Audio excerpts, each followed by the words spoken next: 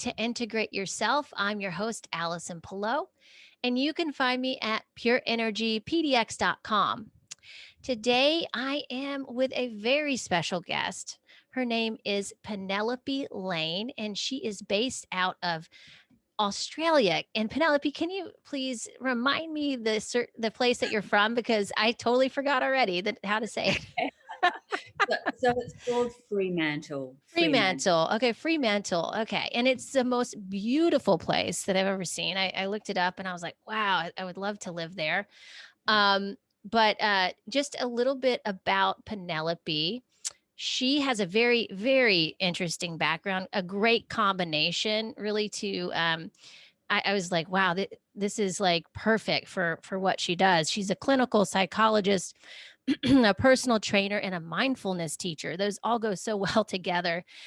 With her 30 years plus experience, she has a private practice, private space, and she runs exercise groups and teaches mindfulness to her students. More recently, her focus has been with women, especially over the age of 45, and she has some really incredible programs that she's going to talk about more today. Welcome, Penelope, to the show. I'm so glad you're here. Thank you, Alison, and I'm glad I'm here too. Yeah. Before we get started, I would love for you to share with my audience how you got started in this work, because I read some of your background and you had like an epiphany when you were 30. And it sounds like you turned a corner and really started changing the way you viewed health and the way that you wanted to present that and be of service of other people. So I'd love for you to share that story with my audience today. Sure. Okay. Yeah. So I'm almost 63 in March. So that kind of sets the scene of my life experience. But in my when I was 30, kind of life started for me in the sense of becoming a mother. And in that process of up until that point, I'd been grappling with like weight, going to and fro with diets, and unfortunately with anorexia and that kind of stuff. And it all came to a really lovely kind of culmination when I was pregnant Mm. with my son Toby, who's now 32, Wow. and Yeah. um, was this sense of, wow, I really needed to start to look after myself, for me, but also obviously for my growing baby, and to be, fit and healthy for being a mum. So I started swimming, and that was really my very first exercise. I mean, I kind of had walked and done some kind of obsessive aerobic stuff with the anorexia kind of balancing, but the kind of really consistent healthy exercise started with swimming. And in that process, and then having my daughter a year later, she's now 31, Emma, was again another reminder. And so that really kind of gelled and set the scene for looking after myself. So I didn't kind of give it a second thought after that. I started going to gyms because I wanted this to build my the strength in my body. So I now know, and you would obviously know, Alison, the importance of having like that cardio fitness, but also the kind of strength in the body, the core strength, and also just Yeah. just overall strength in the body. But particularly as you age, as you get older, Yeah. I can attest to this. The muscles start to go a bit, and the bones a bit. I've got osteoporosis, so really mindful of keeping my bones strong and stuff. So, Yeah. with all of that, I got really kind of fascinated with exercise and fitness. And I believe it or not, I was really shy back then. And I thought, I'm going to go and do some, it was called gym instructor back then. Don't even think we Huh. had personal trainers in Perth then. Yeah. Yeah. Yeah. I don't know when they came about, but it's fairly new. Yeah. It's a Yep. fairly new phenomenon. Yeah. So I went and did that, and then became a gym instructor, and then started teaching aerobic classes. Hmm. And also at that time it started therapy. So it was a very, very busy Oh, time, not wow. being a mum. I was very blessed in the sense my therapist was a bit out there for the time, Oh, particularly yeah. in Australia, because we're a bit kind of behind in a sense. He knew about meditation and mindfulness, which was very new in Australia. So because of that, I started meditating. And then, so the three of those were kind of happening from my early 30s. And I thought, wouldn't it be a great idea to combine meditation classes in gyms? Oh, Like, oh yeah. my goodness, it was just like so out there. And I did a business plan and got a little bit of finance. And then I had this, what I know now is basically a crisis of confidence. It was like, Right. what would have been involved to do that? And then also to take me away from my children. I was married then, not now, but my husband, and also at my practice and family. Right. Right. And so I didn't do it. I shelved it. And I actually forgot about it, except all that time I was working in little pockets. I was working, teaching mindfulness. I was doing the psychology bit and also helping women be fit, doing a bit of personal training. And I ran a half marathon at the age of 61. Oh my God. Wow. And egged on by a medical practitioner friend of mine. And I couldn't say no to that with the ego, pumping Right. to Of the floor. course. I'm going to show you. And well, I did, which is great. And and after that, at the finish line, that kind of utter, oh my goodness, what have I just done? Utter exhaustion, exhilaration. I remembered that plan that I had in my 30s, Oh, wow. Yeah. doing what then was the meditation with exercise. And then so that was in May 6th, year before last, 19.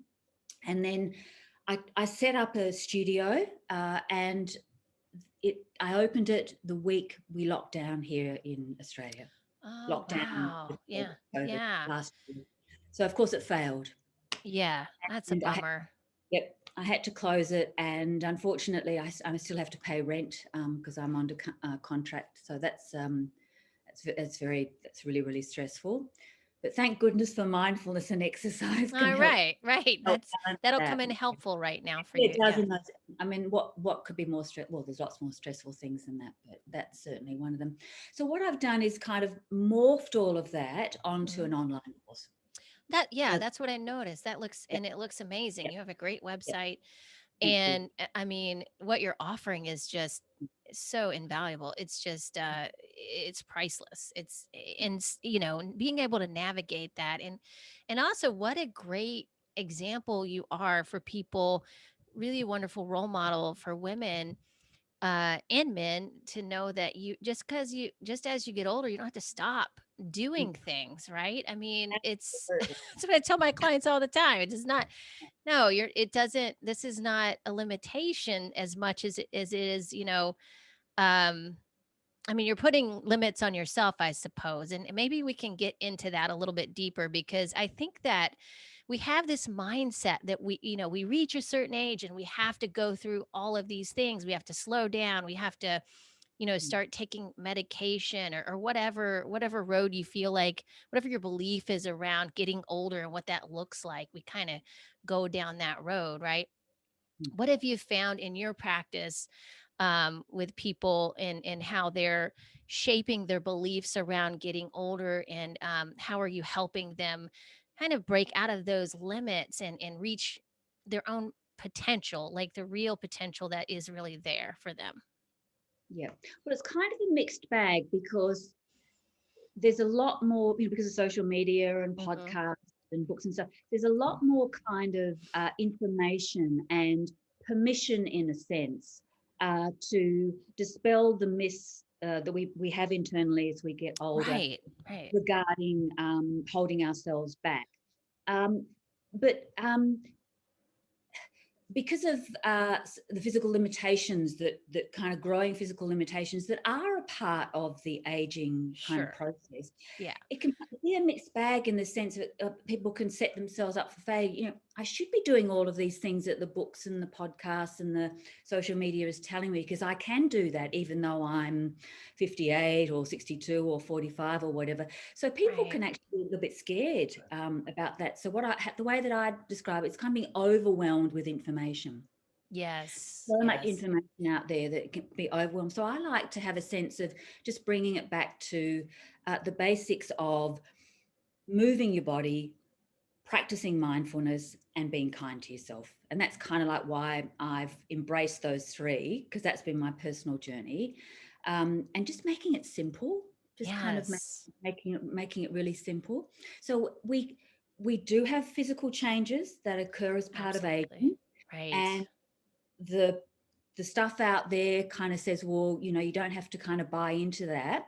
And whilst Right. that's mostly true, there are some limitations that we need to be mindful of. I know that there's things that I can't do, and having the grace to accept that, that Yeah. really intense aerobic, Yeah. Well, aerobic classes that one did in their 30s well, or you even. I don't think you'd wanna do those anymore either. That's kinda what comes to mind when I think about it. I'm like, I don't think I'd want to do any of that stuff actually anymore. I already did that, and so I love what you're saying, like, doing it aging gracefully in a way that honors where you're at because, of course, as your body changes, you know, there's a lot of potential there still, but of course what you value changes too, right?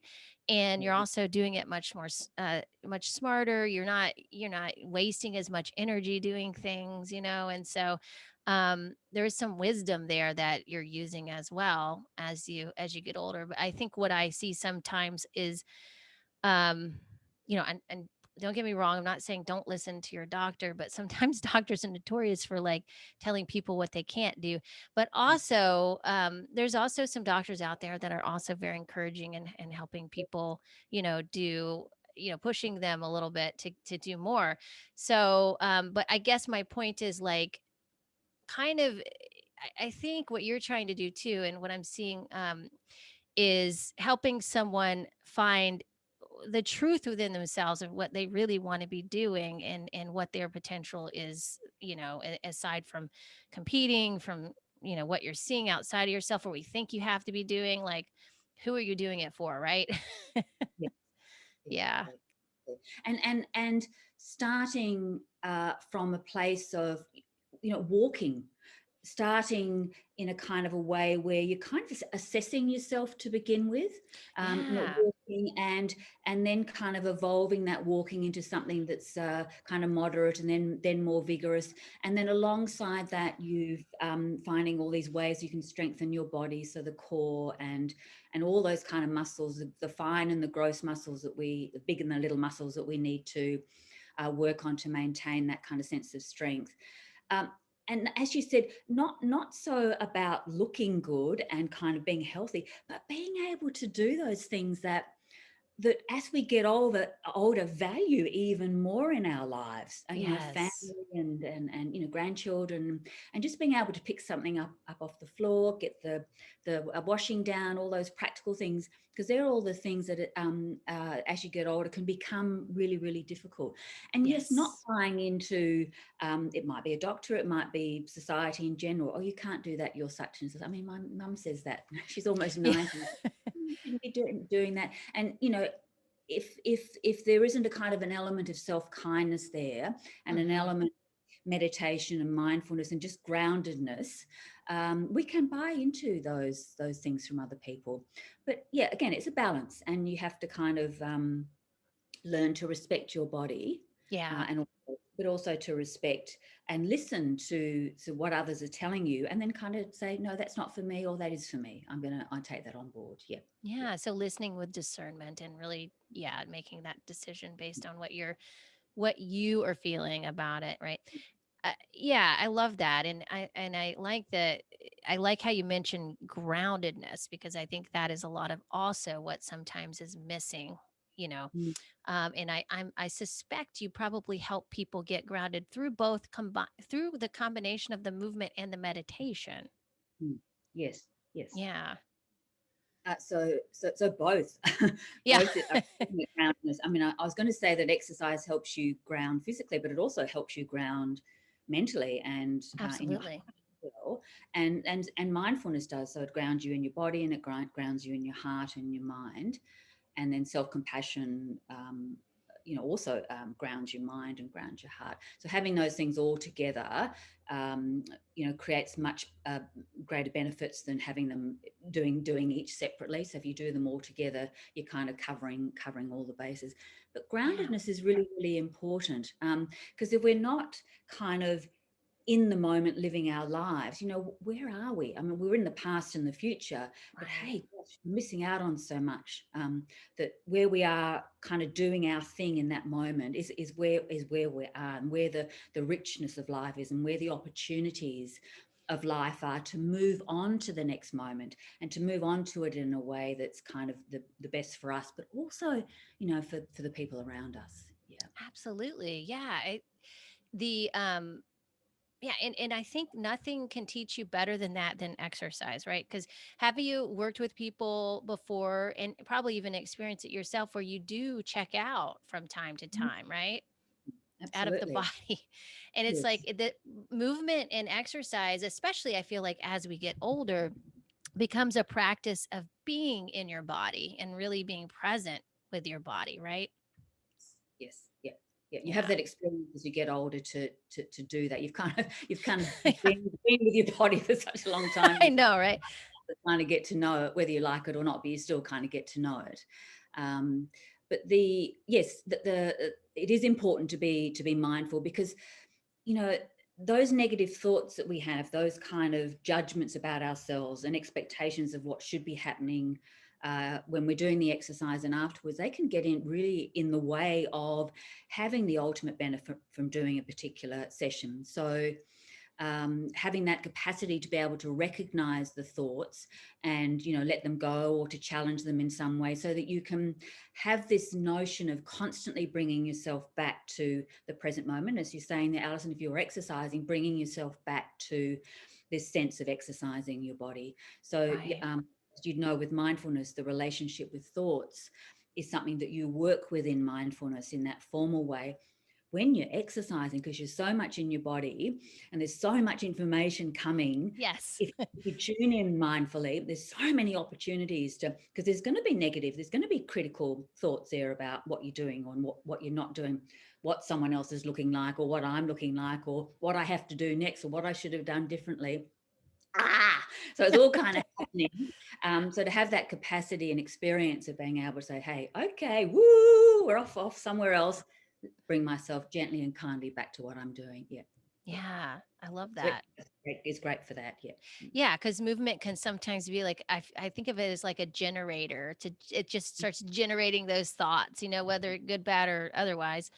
And sometimes it can be really great. Like when I'm on my walks, I have some great insights, because I'm just moving, and the movement for me is a great way for me to just get some of those thoughts to the surface. But Mm. I know that when we're in a gym and there's distractions, you're seeing other people work out, you're feeling self-conscious about yourself possibly, or you're thinking about something you need to be doing. There's so many opportunities to just be somewhere else, right? Yeah, Yeah. absolutely. That's where the psychology comes in, right? The mindfulness part. And uh it's what a great practice for that. And how have you used that the psychology in your own practice to help people with that kind of issue, or actually just being able to harness that, the energy of presence, I guess, when they're training. So I guess it's twofold. So I have the mindfulness teacher hat, and then I have the traditional clinical psychology hat. And they're not exclusive, not mutually exclusive. I mean, Yeah, I they're, think that's right. Yeah. they cohabitate on my head. Yeah, right, right. Two hats thing. That would be an interesting new look. But anyway, um, so the mindfulness is, as you know, the kind of choosing what you're going to pay attention to, Hmm. and bringing your attention back to that object or process that you've decided you're focusing on. And that, what that, how I describe it, and many other teachers describe it, changes the relationship with thought. Mm. So that when you are distracted, like you were just mentioning there, when you are thinking about other people in the gym, or what you've got to do next, or what you should have done, the more mindful you become, the more you notice that. And then Mm. returning your attention to the present moment is actually rewiring the brain, that neuroplasticity. I just love Right. neuroplasticity. I love that. Yeah. So you're rewiring the brain. So much of life we can't control, and the fact that we Mm. control our brains and get our minds to change our brains is just Yeah. hallelujah. I So know, right? Yeah, so mindfulness is an excellent way of doing that. The clinical psychology part is that traditional kind of, we call it cognitive behavioral therapy. I guess that's the same in the world. Mm-hmm. And that sense of, okay, let's go more deeper into the kind of nature of thoughts. So what Right. am I saying to myself? So what you're doing there is you're tapping into the inner critic, as it's called, the critical inner voice. And the traditional clinical psychologist part of me helps people challenge those thoughts. So you're kind of going into those and looking at the truth of those, looking at the reality of those thoughts based on what's actually happening out Yeah. there. Yeah. Like, is this really true for me? Or Yeah, is this, yeah, or is this a story I'm making up about it? Right. Yeah. Yeah. yeah. That's And you so often need important. both. I think you need both. So you need that for most thoughts. The way that I put it, for most thoughts, mindfulness is kind of all that you need because it's so amazing. There Yeah. are like what you might call your negative underlying beliefs, or those kind of repetitive, ruminative kind of thoughts. And you need a bit of extra ammunition with those often, and that's where you can't. That's where you can directly go in a sense, into your head and challenge them. Yep. That's wonderful. Oh my Mm. goodness. Really, really great. I love that. That is incredibly powerful for people because then they're not just going through the motion. They're actually, you know, um, it's something that will be sustainable and that they can, they also, I've been talking a lot about burnout, and of course this time of year for many people, especially with COVID, a lot of people working out at home. I've heard many, many stories of people just burning out at home because it just, it's not, it's kind of like there's not too much, I guess dimensionality to it, I suppose. Like you're Mm. like in one place all the time, right? And so sometimes it gets boring for people. Some people love it, but you know, I think I think there is something to be said for when you I guess this time has been really great for people to get into their thoughts pretty deep and thoughts that maybe they could have been distracted from before, maybe really, really, rearing their head right now.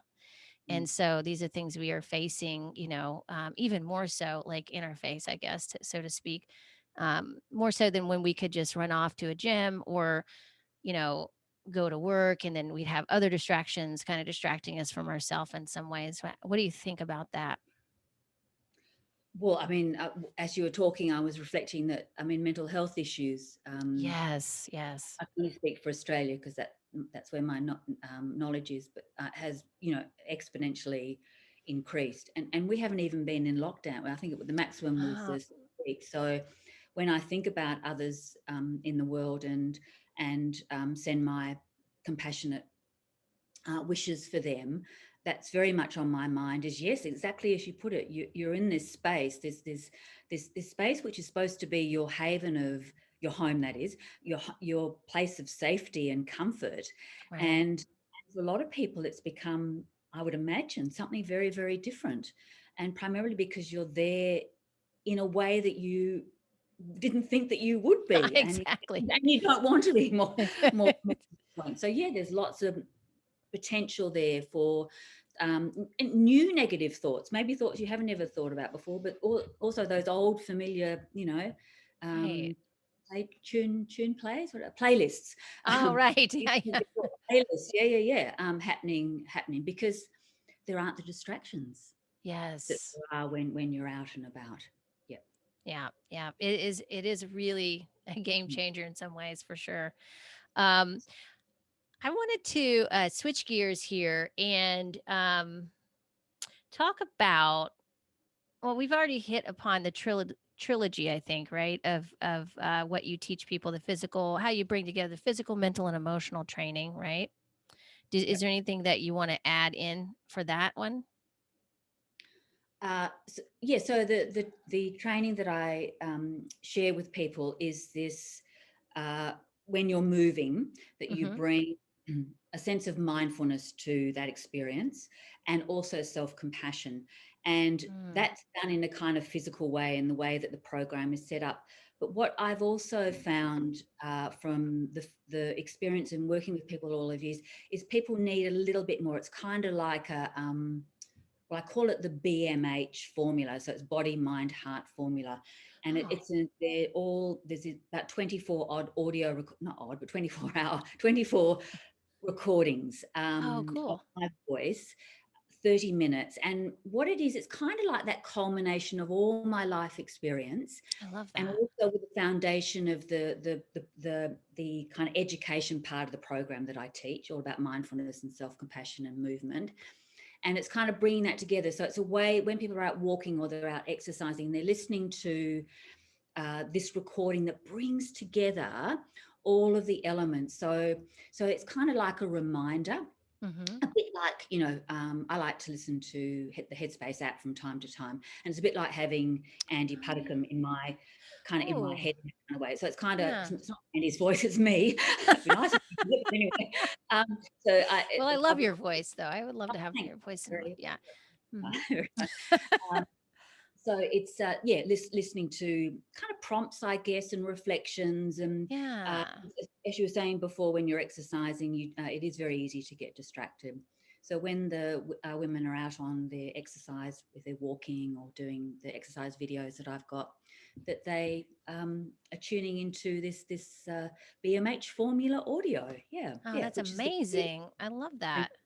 yeah, it's good. So you have exercise videos and you have the audio that they can listen to while they're exercising is what I heard you say. Yeah. Okay. So, Yeah. the idea is that for the walking every day for 30 minutes, and Mm-hmm. then it's a 12-week program. And then over that 12 weeks, Oh. that kind of builds up and morphs as they go. And I give instructions in that. But I've also got some videos of me with my personal training hat on. Oh, And nice. doing they're the kind of the strength and mobility. Great. So, so you've got the fitness, the cardio, and then you've got the strength and mobility exercises. Yep. Oh, that's wonderful. Oh my Mm, gosh, that's so great. they're fun. Yep. I love that. Oh man. And so I'm guessing that the emotional is kind of is very specific, like as far as like the training that goes into that with what you're offering through like what you just mentioned, your audio teachings. Is that what you include there for the emotional aspect of it, or is that also? Yeah. Yep. So the emotional is the emotional is kind of part of the whole equation. If your Yeah. body's not okay, that affects you emotionally, and if it is okay, that affects you emotionally. If if you're thinking negatively, that affects you emotionally. So it's all that kind of sense that all kind of combines. Hmm. The trilogy of health and well-being. I guess if we wanted to kind of tease it out a little bit, the self-compassion Oh, right. Yeah. training. That's a Um, big one. so I draw on my own journey with that, changing the inner critic to a more kinder voice. Hmm. So my own experiences of that, and also draw on other teachers like Christian Neff and Christopher Germer, and who've been instrumental in bringing to the world. Oh, that's Uh, great. Yeah. and also Sharon Salzberg very early on with the loving kindness Buddhist metta practices. So kind of bringing that all together, and although that's very much a part of the mindfulness and very much a part of movement and exercise, it is specifically about the self-compassion and developing that kind of emotional well-being. Yeah. Hmm. Yeah, because as you know, I'm sure, as when you start moving things that have been in the body for a while or, Mm, I guess stuck. I don't know if that's the right word for it. But, when you start moving that energy through, like emotions will come up, and I've had people cry from just doing a few hip lifts before, so it's absolutely. powerful. Yeah. Yes, absolutely, absolutely. Mm. Well, I love that. I love that you're offering that. What a gift for people. Um, I wanted to also talk about because I include this in my programs too. I really work on helping people get very close and familiar with their own personal values Mm. before, this is like, this can really kind of create more ownership within the exercise program and give them more purpose as it relates to their program as well. In addition to that, really also bringing out the core beliefs within themselves. And so it looks like you're doing a similar thing with your exercise motivation and your power of personal values. How do you help people define their personal values? And is that more of a one-on-one work that you do with people, or is it also involved in that in the program that you offer? Yeah. So at the very beginning of the program, I'm just trying to think what the module's called, but um, yeah, very first up in the first week, I think it is. I talk about uh, personal values, and Yeah. there's worksheets and questionnaires and stuff that people will fill out, and they can then define their own personal values, and then kind of rewrite their their expectations and their hopes for the program, for themselves and also for others. Mhm. Not Mhm. just about themselves, but for others as well. There are three or four. I haven't quite decided. One-on-one consults that I do, Mhm. obviously online, and during the first one, which is at the beginning of the start of when they're involved, there's an opportunity there to talk about what's come up in the personal values, and my role as a psychologist, I probably more so in that vein, but also a mindfulness teacher would be regarding their personal values, and if they're having any kind of difficulties integrating that into to movement and to practicing mindfulness. Yeah. Yeah. So how have your personal values changed over the years? I know that's a big question. But I mean, for example, I know my personal values are so different, even from before when I was a new mom to now, like it changes so much. So I feel like we have to continue to redefine those as we get older, right? Yes, absolutely. It is very, very important because our life evolves. Yep. Well, for me, when I was younger, and that's probably one of the reasons for having anorexia, body look and stuff was body image was really, really important, and there was an obsession towards that. I mean, I did have significant weight issues, and so there was that kind of history. But as you say, being a mum, uh, and also my parents now in their 90s. My dad's 90, my mum's 89, and Wow. going pretty well. Because of that, and we're looking at them going into a retirement village, Hmm. and actually happening at the moment. So all of that really, Yeah. really changes things, and the hope maybe of grandchildren. No pressure. Um, Right. yeah. And even my sister, she's got four grandchildren, and just that, it really, wow, this is Yeah. this is what's really, really important. Yes, I want to be fit and healthy and look good for myself, and to be inspiring to others. But hey, yeah, that's the family, and if mum calls and she needs me, mum needs me. Everything Right. waits. I go and see what she needs and help her out. Yeah. Well, Yes. yeah. And how does let's talk also about, value. Okay. So yeah, you can have your values as it relates to like family and society, what you hold there, but also what about towards yourself? Like, and as far as like, um, I guess self-care, does that change that much, do you think? Or do you think, it kind of stays pretty consistent after a certain point? Yeah, speaking for myself, but also the other women of Hmm. our certain age bracket, because there are those differences. So there's those physical differences that very slowly evolve. We Yeah. joke about gravity not not being very kind to us and all that kind of stuff. Yeah. Wrinkles. Um, and there's kind of like that visual reminder as you get older of the vulnerability and the fragility Mm. of our bodies, uh, Yes. and old age, sickness, and death is that kind of Buddhist kind of framework, and it is very, very much like a recognition of that. And as I said, getting elderly parents, and just the whole COVID thing and everything, is that kind of that sense of the importance of each moment. And so, yes, personal values change around. I have to really be mindful here, probably more than at any other time. And I hear my female participants and clients saying this as well. I'm really recognizing the importance of looking after myself. But again, Right. not just for me, but for Mhm. all of those other things, to be in the best possible kind of framework in my body, mind, and heart, so I'm available for others. Yeah, Yeah, that's beautiful. I love that. I love that. That's a great way to look at it. And yeah, there does become this, yeah, like, cause you want to be able to participate, right? You want to be able to enjoy your life. absolutely. Yeah. Yeah, and And, contribute. Yep, yep, and yep. contribute. Absolutely. Yeah. Because as we get older, we don't want to lose our purpose, right? We don't want to feel like we're not a part of life and our society and stuff. So, I think that's the best thing for avoiding depression as you get older is if you can maintain that, right? And Absolutely. by the way, you look amazing. Oh, thank you. Just like you look great. Oh, very, So you're very doing a kind. wonderful job. I am, and a little bit Yeah. of makeup always helps.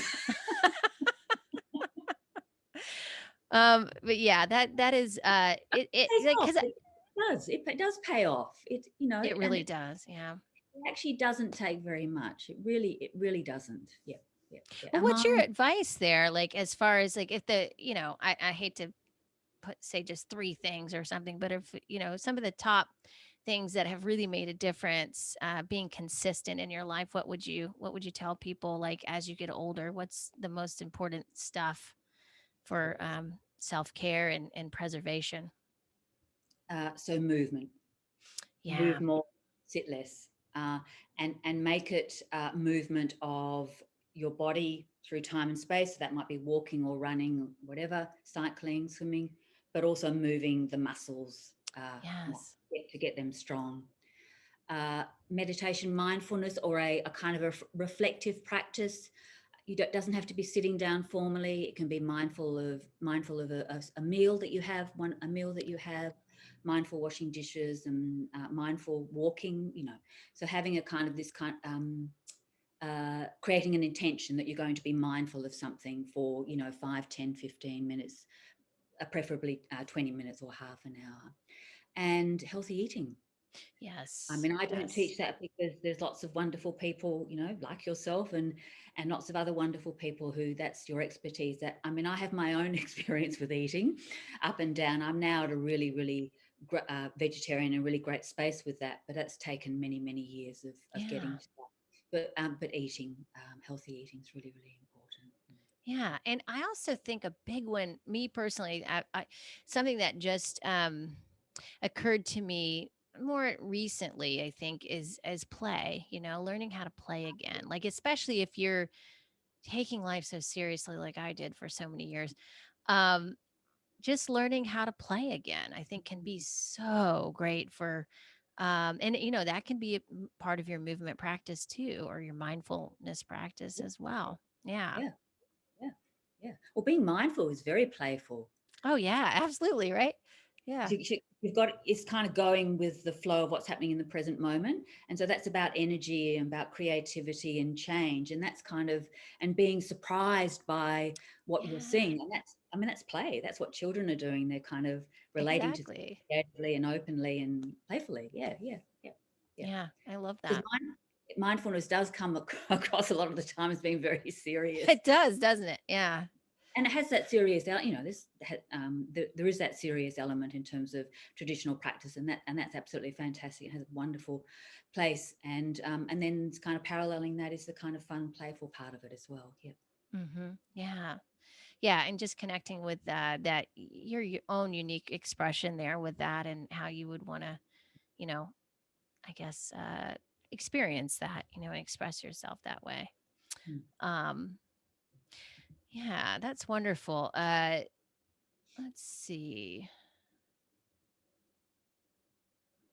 Yeah, we didn't actually talk much about, because, this time of year, this is not the most traditional time this year because of what we've been through in the past year with COVID. But, um, I still think that people are starting to get a little more mindful of their health just because of what's happened this recent year, and wanting to get fit, because we've just kind of been in a stagnant place, for the most part. Not everybody, but a lot of people have.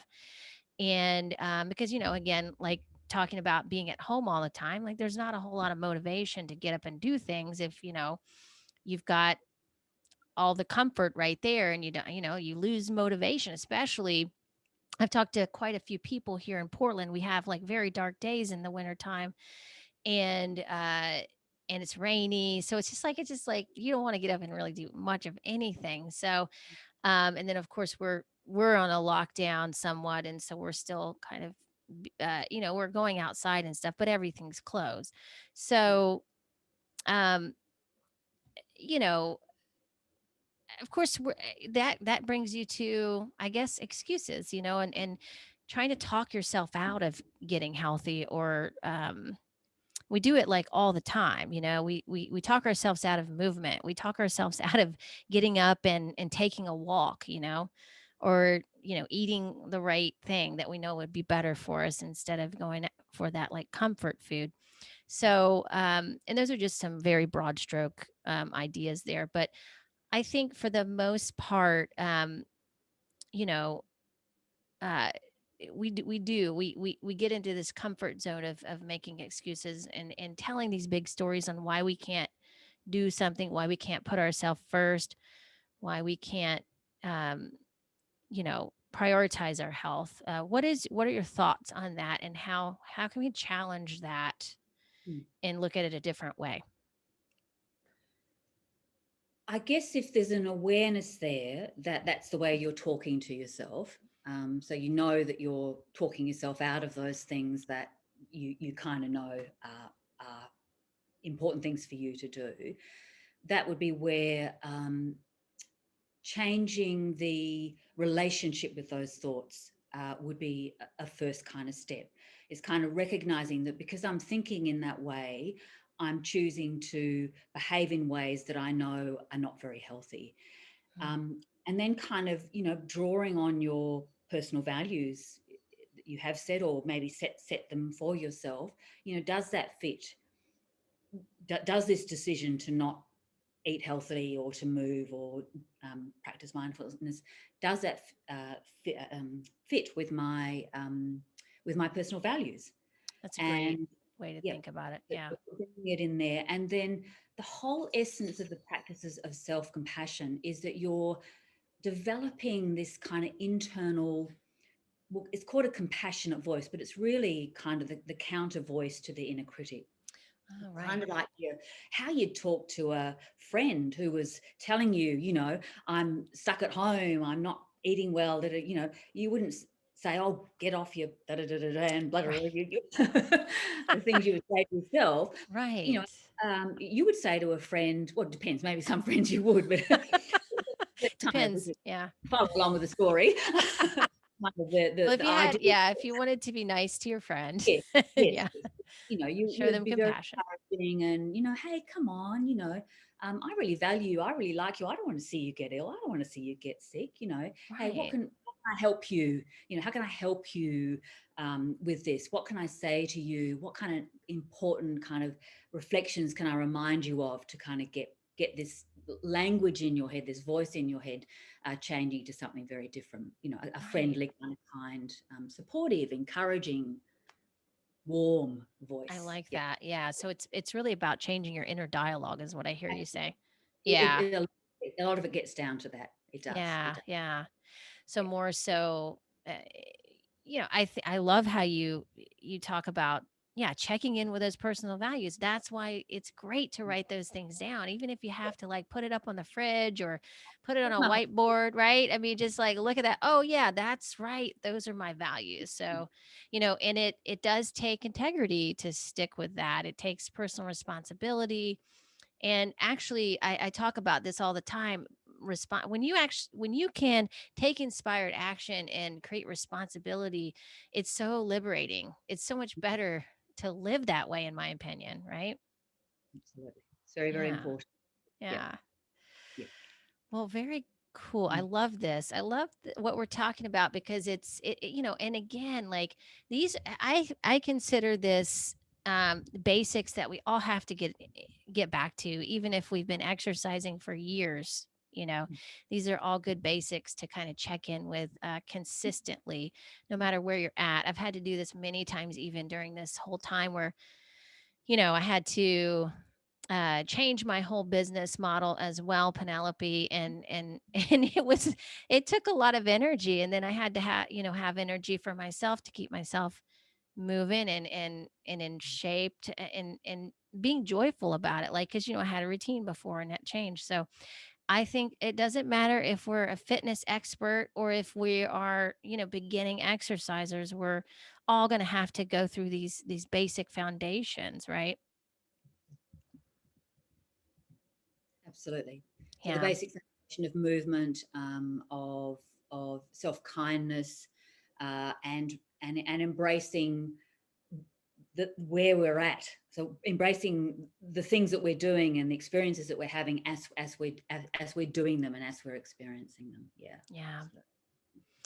Well, let's see, Penelope, is there anything else you'd like to add before we close up? And also, please plug your program and share any more information about how they can find you and where you want to direct my audience to find you as well. Okay. Well, that's very kind. Thank you. Yeah, sure. The website that you mentioned, so it's Fit Healthy Grounded Women, plural. So I love that. fithealthygroundedwomen.com. And I have a Facebook group that's just starting up. So I haven't talked very much about this, but this is kind of like it's a Facebook group. So it's a supportive kind of community. It's a private group. So uh, that will be a very important part for the program when it's launched online. Is so you've got that kind of community, private community Facebook thing being able to happen, and that's Fit Healthy Grounded Women. So Fit Healthy Grounded Women, and it's as I said, private group, and so you would need to access that through, that traditional answering questions, and then I'll Is that a allow. part of the course, or is it just they can just access the group without But doing the course? that's the kind of first portal into Oh, okay. when people make that emotional and physical and mental commitment to the program. There's then another group, a Facebook group. Oh, okay, And so, gotcha. yeah, Nice. Very nice.